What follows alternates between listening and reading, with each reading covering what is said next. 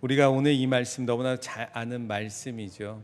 이 말씀을 통하여서 다시 한번 우리가 듣기 좋은 말만 듣는 것이 아니라 듣기에 조금 부담스럽지만 그 말씀대로 행할 수 있는 귀한 믿음의 삶을 살아갈 수 있기를 간절히 소망합니다. 여러분은 살아가면서 듣기에 좋은 말이 어떤 말이 있으십니까? 요즘은 이러더라고요.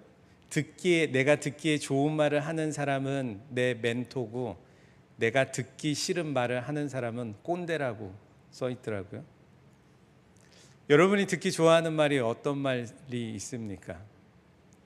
저희 집사람은 사랑해라는 말을 되게 좋아합니다. 듣기 좋아합니다. 그래서 카톡 문자 중에 가장 많이 오는 그룹의 문자에 음성을 사랑해라고 해놨더라고요. 그래갖고 울릴 때마다 매번 사랑해 사랑해 사랑해 사랑해 계속 외치더라고요.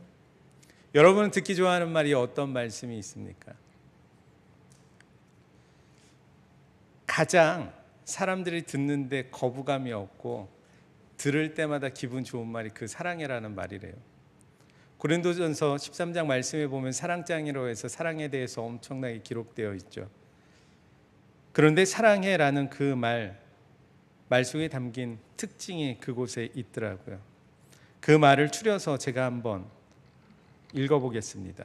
사랑은 오래 참고, 사랑은 온유하며, 사랑은 시기하지 아니하며, 사랑은 자랑하지 아니하며, 사랑은 교만하지 아니하며, 사랑은 무례히 행하지 아니하며, 사랑은 자기의 유익을 구하지 아니하며, 사랑은 성내지 아니하며, 사랑은 악한 것을 생각하지 아니하며, 사랑은 불의를 기뻐하지 아니하며, 사랑은 진리와 함께 기뻐하고, 사랑은 모든 것을 참으며, 사랑은 모든 것을 믿으며, 사랑은 모든 것을 바라며, 사랑은 모든 것을 견디느니라. 우리가 정말 듣기 좋은 말, 이 사랑이라는 말, 사랑해라는 이 말이 무슨 뜻인지 아주 잘 설명하고 있습니다. 사랑을 한다는 것, 듣기만 하는 것이 아니라 말하기만 하는 것이 아니라 이대로 행해야 한다는 거죠. 그런데 이걸 행했던, 본을 보였던 예수님을 여기에 집어넣으면 어떨까 한번 생각해 봤어요. 그래서 사랑이라는 단어를 예수님은 어떤가 한번 읽어보니까 예수님에 대해 설명도 되더라고요. 한번 읽어드리겠습니다. 예수님은 오래 참고, 예수님은 온유하며, 예수님은 시기하지 아니하며, 예수님은 자랑하지 아니하며, 예수님은 교만하지 아니하며, 예수님은 무례히 행하지 아니하며, 예수님은 자기의 유익을 구하지 아니하며, 예수님은 성내지 아니하며, 예수님은 악한 것을 생각하지 아니하며, 예수님은 불의를 기뻐하지 아니하며, 예수님은 진리와 함께 기뻐하고, 예수님은 모든 것을 참으며, 예수님은 모든 것을 믿으며, 예수님은 모든 것을 바라며, 예수님은 모든 것을 견디느니라. 전혀 어색하지 않죠. 우리가 듣기 좋은 말만이 아니라 그것대로 행하니까 그분에 대해서 설명하려고 하니 그것조차 어색하지 않았습니다.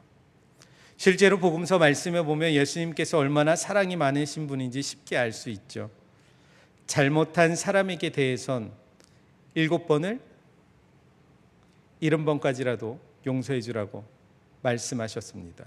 원수도 사랑하라고 말씀하셨죠. 실제로 예수님께서 십자가에 못 박혀 죽는 그 순간까지도 자기를 십자가에 못 박은 원수들을 용서해 달라고 기도하셨습니다. 물론 십자가의 죽음도 우리 인간을 사랑하셨기 때문에 겪으신 일이지요. 그러니까 예수님 그야말로 사랑의 화신이고 사랑의 상징이고 사랑 그 자체이죠. 그런데 오늘 본문 말씀에 보면 예수님이 사랑만이 아니라 틈만 나면 비난하시고 비판한 사람들이 있음을 보게 됩니다. 오늘 말씀에 나오는 서기관들과 바리새인들이 예수님께 사랑받기보단 비난받고 또 비판을 받았던 사람이죠. 사랑의 화신이고 사랑 그 자체이신 예수님께서 서기관들과 바리새인들에 대해 왜 그렇게 비판하고 비난하셨을까? 서기관들이 어떤 사람들입니까? 원래 율법을 전문적으로 연구하고 사람들에게 그것을 가르치는 사람들입니다. 종교와 사회의 규범을 세워가는 일을 하는 사람들이었습니다. 더구나 당시에 글을 읽지 못하는 사람들이 많았는데 그런 사람들을 볼 때 글을 마음대로 읽고 쓰는 서기관들, 아주 특별한 사람들이었습니다. 그래서 그만큼 사람들에게 존경을 받았죠. 바리새인은 어떻습니까? 율법을 실제의 삶에 실천하는 사람들이었습니다. 그들은 세상과 타협하지 않고 순수하게 하나님을 믿는 신앙을 지키려고 노력했던 사람들입니다. 누가 봐도 이 서기관들 바리새인, 당시 사람들에게 존경을 받아 마땅한 사람들이었습니다. 그런데 예수님의 말씀을 보면 서기관들과 바리새인들을 아주 강하게 비판하죠. 본디 존경을 받아야 맞는 사람들인데 예수님께 비난받아 비판받아야 하는 사람들로 변합니다. 과연 그 이유가 무엇이겠습니까? 오늘 말씀을 보면 예수님께서 이 사람들을 비판하는데 세 가지 정도의 이유를 나눠서 설명을 하고 있습니다. 우리가 듣기 좋은 말만 듣고 듣기 좋은 말만 하면서 살면 이런 모습으로 변하지 않을까 싶습니다. 어떤 모습인지 3절 말씀 같이 한번 읽어보겠습니다.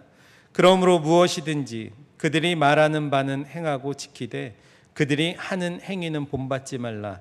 그들은 말만 하고 행하지 아니하며. 그들은 말만 하고 행하지 않는 사람들이었다는 거죠. 말로 설명은 잘 하는데 말하는 대로 살지 않았다는 겁니다. 그런데 우리의 모습은 어떤지 한번 돌아보시길 바랍니다. 사랑해라는 말은 좋아하지만 사랑을 나누는 일에는 인색합니다. 내가 사랑받기는 원하지만 사랑을 나누기에는 우리가 인색하지 않습니까? 말과 행동 일치하지 못하고 말 따로 행동 따로 이렇게 살지는 않는지요. 믿음과 삶도 마찬가지라는 겁니다. 제대로 하자면 믿음과 삶이 하나가 되어 믿는 대로 살아야 하죠. 하지만 실제로는 그러지 못하고 믿음 따로 행동 따로인 경우가 많다는 거죠. 그래서 기분 좋은 말은 아니지만 세상 사람들이 하는 말 중에 그리스도인들을 가르쳐서 말만 잘하는 사람들, 입만 살아있는 사람들, 심지어 천국에는 그리스도인들 입만 있을 거야 라는 말도 서슴없이 하지 않습니까? 이런 모습을 벗어나지 못한다면 우리 역시 서기관들과 바리새인들과 별로 다를 바 없다는 겁니다. 예수님께 비난받을 우리가 삶을 살고 있는 거죠. 그 다음 말씀 한번 보실까요? 4절 말씀에 보면 또 무거운 짐을 묶어 사람의 어깨에 지우되 자기는 이것을 한 손가락으로도 움직이려 하지 아니하며 라고 기록되어 있죠. 예수님께서 왜 서기관들과 바리새인을 비판하였는지 그 두 번째 이유입니다. 그들은 다른 사람에게는 무거운 짐을 맡기면서도 자기들은 손가락 하나 움직이려고 하지 않는다는 겁니다. 섬김과 희생이라는 짐을 한번 생각해 보십시오. 서기관들과 바리새인, 섬김과 희생의 짐을 지는 것처럼 흉내는 낼 수 있습니다. 그래서 다른 사람이 볼 때 실제로 섬김과 희생의 짐을 지는 것처럼 보일 수 있습니다. 하지만 예수님께서 보실 때 그들의 행동은 눈속임밖에 되지 않는다는 겁니다. 자기들은 눈속임을 흉내만 내고 다른 사람에게만 섬김과 희생의 짐을 지라고 강요하는 거죠. 그러기에 예수님께서 아무리 사랑의 화신이라고 해도 이 사람들을 비판하실 수밖에 없습니다. 우리도 마찬가지겠죠. 사랑하라 말은 쉽지만 실제로 행동으로 옮기는 것 쉽지 않음을 보지 않습니까? 그러기에 행하지 않으면 이들과 마찬가지일 겁니다. 또 예수님께서 이 사람들을 비판한 다른 한 가지 이유는 5절에서 7절 말씀에 잘 나와 있습니다. 이 말씀을 한마디로 이야기한다면 예수님께서 이들을 비판하신 이유는 그들의 행위는 모든 사람에게 보이기 위한 것이었기 때문이라는 겁니다. 그 예로 몇 가지 말씀하시죠. 우선 5절 말씀 보십시오. 그들의 모든 행위를 사람에게 보이고자 하나니 곧 그 경문띠를 넓게 하며 옷수를 길게 하고 라고 되어 있죠. 경문이라고 하는 건 유대인들이 성경 구절을 넣는 작은 상자입니다. 이마에 붙이기도 하고 팔에 붙이기도 합니다. 상자니까 그냥 붙일 수는 없잖아요. 이 상자를 묶는 끈, 그 띠를 이야기하고 옷술은 그것을 고정하는 장식입니다. 이마나 팔에 해야 되니까 그것을 묶는데 작은 안 보이는 실로, 요즘 말로 하면 낚싯줄로 묶으면 경문만 눈에 띄겠죠. 여기에 보면 우리 성가대 마이크 어떻습니까? 안쪽에 있는 마이크 꺾여 있죠. 성가대 남성들을 위해 고정한 마이크입니다. 저게 어떻게 꺾여 있는 건지 아십니까? 낚싯줄로 묶었습니다. 예. 안 보이죠? 잘 안 보일 거예요. 눈이 좋으신 분들은 보이시겠지만 잘 안 보일 거예요. 이렇듯 경문을 안 보이게도 묶을 수 있을 겁니다. 그런데 그 띠를 넓게 했다는 이유는 경문을 내가 몸에 지니고 있어 라는 것을 잘 보이기 위해 그들이 했다는 겁니다. 옷에 고정하는 그 옷수를 눈에 더 띄게 만들어 했다는 거죠. 띠가 넓게 하고 옷수를 길게 한다는 것. 기왕이면 자기들의 그 경문띠 그리고 옷술이 더 잘 보이게 더 티나게 만들었다는 겁니다. 내가 경문을 이마에 지니고 있어. 내가 경문을 팔에 두르고 있어. 그래서 하나님의 말씀을 나는 항상 몸에 지니고 다녀. 너희들은 그렇게 하니? 라고 묻는 거겠죠. 6절에서 7절 말씀 보십시오. 그렇게 보이게 눈에 띄게 한 자들이 어떻게 하냐면 잔치에서는 윗자리에 앉습니다. 회당에서는 높은 자리에 앉습니다. 시장에서는 인사받기를 좋아합니다. 그리고 랍비라 칭함받는 것을 좋아하죠. 사람들에게 보이기 좋아하고 그리고 높은 자리를 서슴지 않으며 선생이라 불리기를 좋아한 이 모습, 위선적인 이 모습을 예수님은 결코 좋아하지 않으셨던 거죠. 그런데 오늘 말씀을 보면 예수님께서 서기관들과 바리새인들만 비판하시는 말씀만 나오는 것은 아닙니다. 7절까지는 그들이라고 해서 서기관들과 바리새인을 비판하는 말씀이지만 8절 이하의 말씀은 너희라고 해서 예수님을 믿고 따르는 우리 그리스도인들에게 하시는 말씀도 담겨 있습니다. 그들의 이 모습들을 비판하고 비난하셨지만 그러면서 우리에게도 이렇게 살라고 말씀하고 계시죠. 8절 말씀 같이 한번 읽어보겠습니다. 시작. 그러나 너희는 랍비라 칭함을 받지 말라. 너희 선생은 하나요. 너희는 다 형제니라. 뭘 하십니까? 랍비, 선생이라 칭함을 받지 말라고 우리에게 말씀하십니다. 왜냐하면 그것은 너희 선생은 하나요. 너희는 다 형제라고 말씀하신 거죠. 그 한 분이 누구입니까? 하나님이기 때문입니다. 9절 말씀 보십시오. 땅에 있는 자를 아버지라 하지 말라. 너희의 아버지는 한 분이시니 곧 하늘에 계신 이시니라. 땅에 있는 자들, 하나님 한 분인 아버지만 보라는 겁니다. 육신의 아버지를 가르치는 것이 아니라 스승을 가르치는 말입니다. 우리의 스승은 예수님, 하나님 한 분밖에 없다는 겁니다. 10절에서도 말씀하시지 않습니까? 지도자라 칭함을 받지 말라. 너희 지도자는 한 분이시니 곧 그리스도시니라. 그리스도밖에 없다는 겁니다. 예수께서 말씀하신 랍비, 아버지, 지도자 모두 다른 사람들보다 윗자리를 차지하는 사람들이죠. 어디 가서 누구에게 인사 받을 만한 사람들입니다. 그런데 예수님께서 우리 그리스도인에게 이런 사람이 되지 말고 찾지 말라고 말씀하십니다. 이 말씀이 무슨 말씀입니까? 예수님의 말씀이시니까 당연히 받아들여야 합니다. 하지만 실제로 우리 자신의 모습을 한번 생각해 보십시오. 우리가 정말 그러고 살았습니까?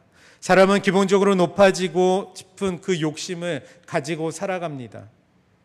저도 어디 가서 누가 높여주고 불러주면 굉장히 기분이 좋습니다.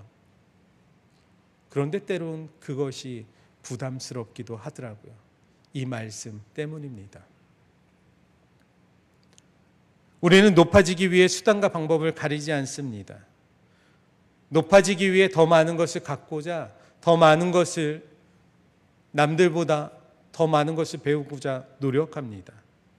그리스도인이라고 예외가 아닙니다. 그러기에 예수님을 가장 가까이서 따르던 제자들도 서로 높은 자리에 앉기 위해서 다툼을 하지 않았습니까? 아무리 예수님의 말씀이라고 해도 높은 자리에 앉지 말라고 하신 말씀을 따르고 지키는 것 결코 쉽지 않고, 그래서 듣기 좋은 말로만 생각하지도 않습니다. 하지만 11절과 12절 말씀을 한번 보십시오. 너희 중에 큰 자는 너희를 섬기는 자가 되어야 하리라. 누구든지 자기를 높이는 자는 낮아지고 누구든지 자기를 낮추는 자는 높아지리라. 너무나 좋은 말귀여서 많은 이들이 이것을 기억하고 또한 입술로 고백하며 살아갑니다. 그런데 막상 따르고 지키려면 어떻습니까? 쉽지 않습니다. 부담스러워합니다. 이 말씀을 내가 괜히 외웠어 라고 생각할 수도 있습니다. 사람은 누구나 섬기기보다 섬김을 받기를 좋아합니다. 자기를 낮추기보다 자기를 높이기 좋아합니다.